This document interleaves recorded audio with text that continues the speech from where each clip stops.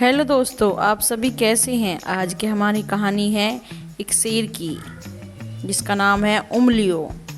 एक बार की बात है, साउथ अफ्रीका की एक सुंदर हरी भरी जमीन पर एक शेर रहता था जिसका नाम था उंगलियों। पता है, कोई वो ऐसा वैसा शेर नहीं था। वो बहुत खतरनाक और ताकतवर था, और ताकतवर होने के साथ वो उड़ भी सकता था क्योंकि उसको पंख थे। और उसके पंख पक्षियों वाले नहीं थे, चमगादड़ वाले थे, चमकदार, मजबूत, खाल और हड्डियों से बने, बहुत मोटे मोटे, बहुत ही मजबूत थे। आप सोच रहे होंगे ऐसे ऐसे बड़े पंख वाले मजबूत ताकतवर जानवर का दिल भी बहुत बड़ा होगा, पर ऐसा कुछ नहीं था। वो अपनी ताकत का पूरा फायदा उठाता था और अपने मन को बहलाने के लिए बस शिकार करता था। और जब वो अपने बड़े बड़े पंखों को फैलाए हवा में उड़ता और जमीन पर चल रहे जानवर उसे देखते ही रफू चक्कर हो जाते। ऐसी भगदड़ मच जाती जैसे कि भूकंप आ गया हो। दिन ब दिन उंगलियों का आतंक बढ़ता ही जा रहा था, यहाँ तक कि अब तो इंसान भी सुरक्षित नहीं थे। चारों तरफ अफरा तफरी मच रही होती है। सब कहती हैं भागो भागो भागो भागो। जल्द ही पूरे साम्राज्य से इंसान गायब हो गए। वो वहाँ से चले गए, मतलब वो लोग जो जिंदा बच सके। अब इंसान नहीं बचे तो अब जानवर का शिकार करने लगे। उस जंगली जानवरों का नहीं, और पशुओं का, गाय भैंस हिरन, सब का वो समाना का जो सिस्टम है वो बिगड़ने लगा। और इको सिस्टम वहाँ का बिगड़ने लगा क्योंकि शाकाहारी जानवरों की तादाद वहाँ पर ख़त्म हो गई थी। उंगलियों बस तमाशा देख रहा था। उसके आसपास जो भी हो रहा था उससे कोई फर्क नहीं पड़ा। अरे उंगलियों हो था क्या, और इतना ताकतवर वो कैसे बन गया, और उसे प्रकृति से विपरीत पंख कहाँ से आ गए। और इन सब सवालों के जवाब पाने के लिए हमें कुछ साल पीछे जाना पड़ेगा। उंगलियों जब सिर्फ एक शेर था, बिना पंखों, हिम्मत नाम के। उसके अंदर एक खालीपन था। उंगलियों एक छोटे से समाना के हिस्से पर राज नहीं करना चाहता था, बल्कि उसे पूरी दुनिया पर राज करना था। एक दिन शेरनियों के झुंड ने हिरन का शिकार किया और उंगलियों अपना हिस्सा मांगने के लिए वहां पहुंचा, और बाकी शेर और शेरनियों ने उसे वहां से भगा दिया। और वो कहता है, एक दिन मैं इस पूरी जमीन पे राज करूंगा और तुम मेरे सामने सब सर झुकाओगे। उस दिन मैं कोई रहम नहीं करूंगा। उंगलियों ने दूर दूर से खड़े देखा कि उसके साथी शिकार खा के चले गए, और वह शिकार हुई हिरन के पास बढ़ा जहाँ पे सिर्फ हड्डियाँ ही थी। भूख से उसका बुरा हाल था, और भूख मिटाने के लिए उसने वहाँ से हड्डी उठाई और चला गया। वो अपना मुंह छिपाने के लिए कोई गुफा ढूंढने लगा, जिससे कि कोई उसे देख के उसका मजाक ना उड़ाए। आखिरकार दिन ढलते ढलते उसे एक गुफा मिल ही गई। वो अंदर गया, उसे रहने का ठिकाना मिल चुका था। जैसे ही उसने हड्डी को नीचे रख के चाटा तो गुफा के पत्थरों में से एक आवाज गूंजने लगी। ओह!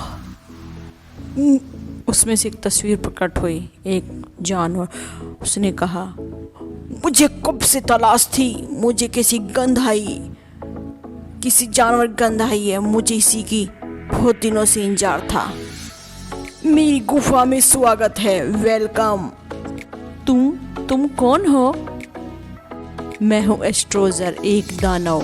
मैं कब से इस गुफा में इंतजार कर रहा था, और मैं कब से इंतजार कर रहा हूँ कि कोई आए और इसे अपना घर कहे।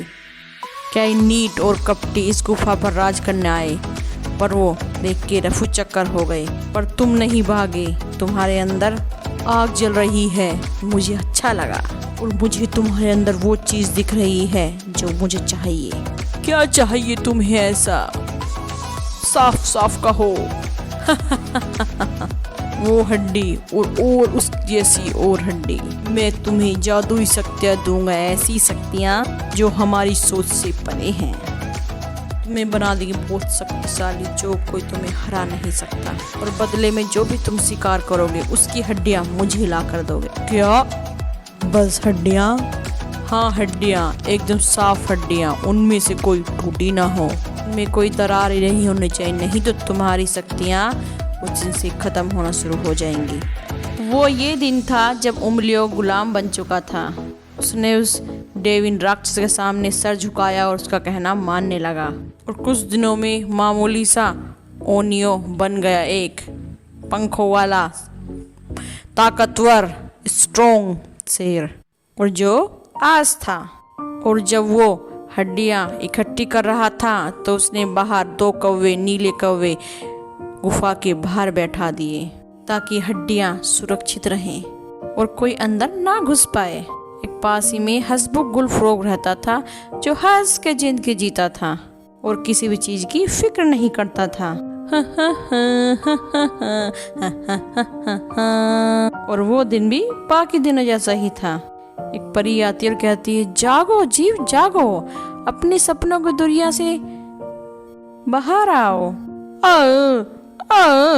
क्या तुम कौन हो? मैं हूँ पानी की परी, मैं तुम्हें एक खास संदेश देने के लिए आई हूँ। बुलफ्रॉग ने उसकी पूरी बात सुनी जब उसने उंगलियों की शक्तियों का राज बताया, और ये भी कि उसे रोकना होगा ताकि दुनिया सुरक्षित रह सके।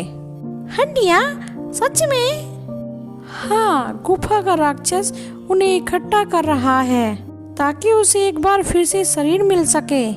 उंगलियों बस एक मोहरा है, और जब हड्डियाँ इकट्ठी हो जाएंगी तो वो राक्षस जागेगा उन हड्डियों की वजह से, और उसकी वजह से इंसानियत और पूरी दुनिया तबाह हो जाएगी। पर मैं ही क्यों? क्योंकि तुम डरते नहीं हो और समझदार हो। हाँ, वो तो मैं हूँ ही। अब जाओ, उंगलियों शिकार के लिए गया हुआ है, अब अच्छा मौका है। ठीक है। जब बुलफ्रॉग गुफा में पहुंचा तो उसने देखा कि नीले कौवे गुफा के बाहर पहरा दे रहे हैं। क्यों कौन है? तुम यहाँ क्यों आए हो? क्या तुम्हें पता नहीं है हम यहाँ पे पहरा दे रहे हैं? हम ब्रह्मांड के पहरेदार हैं। अरे ब्रह्मांड के नहीं, गुफा के। ओह हाँ, हम इस गुफा के पहरेदार हैं। हम यहाँ बैठकर उंगलियों की हड्डियों पर नजर रखते हैं। ओ महान कौवो, मैं तो यहाँ से गुजर रहा था, पर तुम दोनों को तो देखो, क्या बेहुदा जिंदगी है। सारे दिन यहाँ बैठे रहना, अपना पंखों का इस्तेमाल करके उड़ भी नहीं सकते। सुनकर कौवों ने एक दूसरे की तरफ देखा। एक बात कहूँ, तुम थोड़ा जाओ और उड़ कर अपने थोड़े पंख फैला लो। मैं यहाँ बैठकर हड्डियों पर नजर रखता हूँ। तुम हमारे लिए ऐसा करोगे? हाँ बिल्कुल, मुझे पता है तुम भी ऐसा चाहते हो, पर उस बेरहम शेर से डरते हो। तुमने तो मेरे दिल की बात कह दी। थैंक यू मेरे भाई, तुम्हारा हम पर एहसान रहा। और उसकी बात मानकर दोनों कौवों ने पंख फैलाए और उड़ गए। कोई जल्दबाजी मत करना, जितनी देर चाहे मजे करना, मैं यहीं पर हूँ तुम्हारे लिए। जैसे ही कौवे नजरों से दूर गए, ऐसे ही बुलफ्रॉग गुफा के अंदर चला गया। तुम कौन हो? तुम कौवे कहाँ हैं? मेरे पास अभी जान पहचान का वक्त नहीं है, मैं सीधे मुद्दे पर आता हूँ। मैं अभी काम पे लग जाता हूँ, अभी के अभी। वो ऐसा कहकर बुलफ्रॉग ने हड्डियों को तोड़ना शुरू कर दिया। वो एक एक हड्डी को तोड़ने लगा, और ऐसी एक भी हड्डी नहीं बची जो टूटी ना हो। नहीं नहीं, रुक जाओ। उंगलियों उसी दौरान उंगलियों बहुत दूर एक चीते पर नजर रखे हुए था। बहुत मजा आएगा। और जैसे ही उंगलियों ने उड़ना शुरू करा, वो मुंह के बल सीधे जमीन पर गिरा। ये क्या? उस दानव ने तो कहा था कि बहुत शक्तिशाली हूँ, और उसने फिर से कोशिश की। वो फिर से मुंह के बल नीचे गिरा, और उसे एहसास ही नहीं था वो खुले मैदान में बिना पंखों के था, और उसके पंख गायब होने लगे थे, और उसका विशाल शरीर छोटा होने लगा था। ये क्या हो रहा है? मैं उड़ क्यों नहीं पा रहा? सब जानवर वहां पहुंच चुके थे। हाथी, बारहसिंघा, बैल, बल्कि लकड़बग्गा भी सब एक साथ उसकी तरफ बढ़ने लगे। उंगलियों ने सबकी नाक में दम किए हुए था, और अब वक्त था बदला लेने का। रुको 1 मिनट, सुनो, तुम एक साथ सब मेरी तरफ क्यों आ रहे हो? तब उसे एहसास हुआ कि अब वो ताकतवर दरिंदा उम्लियो नहीं रहा था। नहीं नहीं, मेरे पंख कैसे? जैसे ही उसने ऊपर दोनों कौवों को आसमान में उड़ता देखा, दोनों नीले कौवे आसमान में खुशी से उड़ते हुए दिखाई दिए। ये मेरी जिंदगी का सबसे हसीन दिन है। उंगलियों को भनक तक नहीं। उंगलियों ने पूरा जोर लगाकर दहाड़ने की कोशिश की, पर उसके गले से आवाज ही नहीं निकली। और ये देखकर सभी जानवर उस पर टूट पड़े। नहीं, सब उसे मार रहे थे और उधर गुफा में सब हड्डियां टुकड़े टुकड़े हो चुके थे। और तभी वहां एक बहुत खतरनाक भूकंप आया और बुलफ्रॉग